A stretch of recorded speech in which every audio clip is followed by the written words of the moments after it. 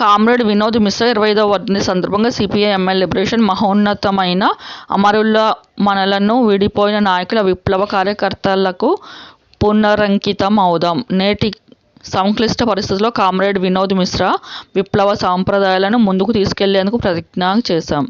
ఈరోజు రమణక్కపేట గ్రామంలో పార్టీ సమావేశంలో కామ్రేడ్ వినోద్ మిశ్రాకు నివాళులు అర్పిస్తూ కార్యక్రమం జరిగింది. ఈ సందర్భంగా పార్టీ మండల కార్యదర్శి వేముల బక్కయ్య మాట్లాడుతూ 1971 దశకంలో విప్లవోద్యమంపై దాడుల మూలంగా ఉద్యమం సంక్షోభానికి గురి అవడంతో కామ్రేడ్ విఎం పార్టీని పునర్నిర్మించారు.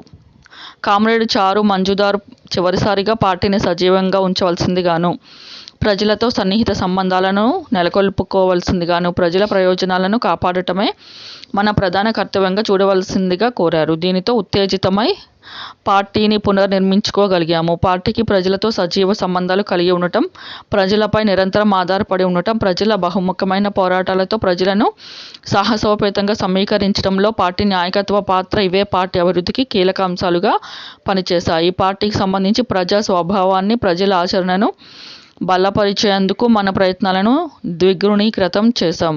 కామ్రేడ్ విఎం నాయకత్వాన మన పార్టీ ప్రభావితమంత ఐక్య సంఘటన విధానాన్ని అభివృద్ధి చేసింది. మన పార్టీ స్వతంత్ర పాత్రను బలపరుచుకుంటూ, పార్టీ గుర్తింపును, పార్టీ చొరవను కాపాడుకుంటూనే వ్యక్తుల నుండి సంస్థల వరకు విస్తృతమైన మిత్రులను సమీకరించగలిగింది.